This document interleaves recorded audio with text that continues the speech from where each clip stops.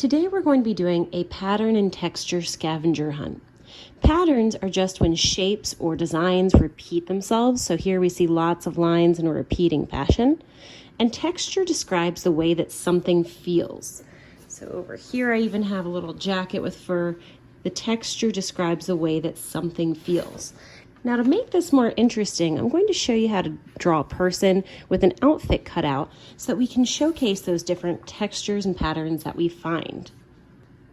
Now I've created this little pattern guide here to sort of help us create the design over on our new sheet of paper. And if you notice, there's a line drawn halfway down each one. That's sort of to help us keep it symmetrical and help us cut it out. So what I'm going to do with my blank sheet of paper here is I'm just going to fold it in half like this. Make sure the edges line up, although for this project it doesn't have to be perfect. So if your edges don't line up, that's okay. And then I'm going to stick it with the open side next to these designs here. And these are the patterns that I'm going to copy on this side. So it should line up with the line that I have drawn. And this is the half that I would draw here. So if I wanted to make a dress, I might line it up with the line going down the middle and then redraw this half that I see on this sheet of paper. So for this one, I'm going to start with an easy one. So for the t-shirt here, I notice some shapes. I notice that I have a long, skinny rectangle. So when I draw it onto this piece of paper here, I'm going to start by just drawing the rectangular part, like this. See how that's a rectangle? And I'm going to draw it towards the top of the page because I know that a t-shirt goes on the top half of a body. So on the side that's folded, it has to be the side that's folded here, I'm just going to draw a little rectangle, and it's going to be long and skinny, like this. It doesn't need to be perfect. Okay, so there's my long skinny rectangle. Then I also notice there's a sleeve that comes out to the side. So from the corner, I'm going to go down diagonally, then draw a little line this way and have it come right back up parallel to this line, meaning going the same direction. So there is the t-shirt shape that I have, and once I have that, I can cut it out. Now for that, I'm going to keep it folded, and while it's folded, I'm just going to cut around the outside here.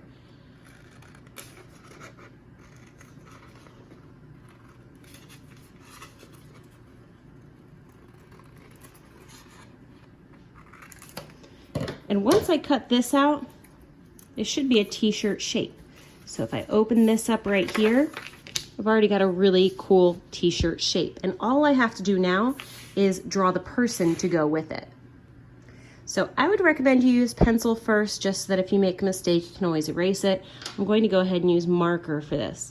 So what I'm going to start with for my person here is I'm going to draw a little neck like this. Then I'm going to draw a large U shape. And I'm going to give him some ears right here. I think this person right here is going to have a mohawk. So maybe he has his hair coming like this, down the front. You can see some of the hair he shaved off on the sides. Maybe they have glasses.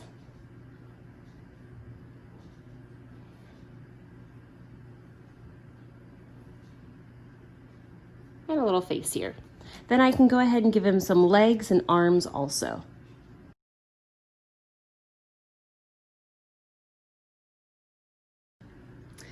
And now that I'm done cutting it out and drawing it, I can test it with a few different patterns. Like maybe this one, or maybe this one right here. So I get to be creative with this and go on a little scavenger hunt around my house. Now I'm also going to show you how to do another one that might be a little bit more difficult, so maybe a dress like this. And so for that one, again, I'm going to fold my paper in half like this. Again, doesn't need to be perfect for this project. And then the part that opens like this is going to touch this line right here, and I'm going to repeat this pattern that I see. So I know that the dress will be more in the middle of the body here, so I want to keep it about this large. And I'm going to have it come over first, just a little bit, like I see here.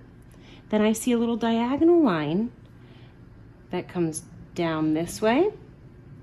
And then I see that it comes back towards the middle.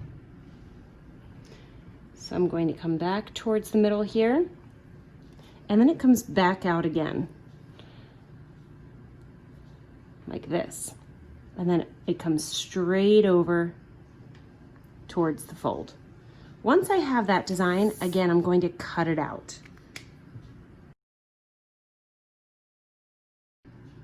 And now that I have it cut out, I can go ahead and add my details.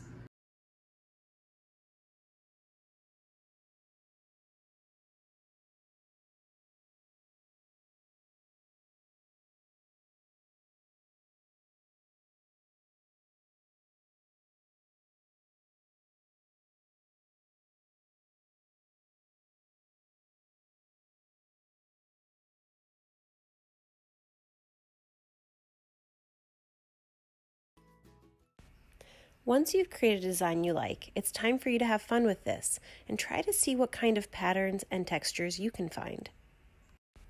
Let me show you some of the ones I've found using other designs I've created.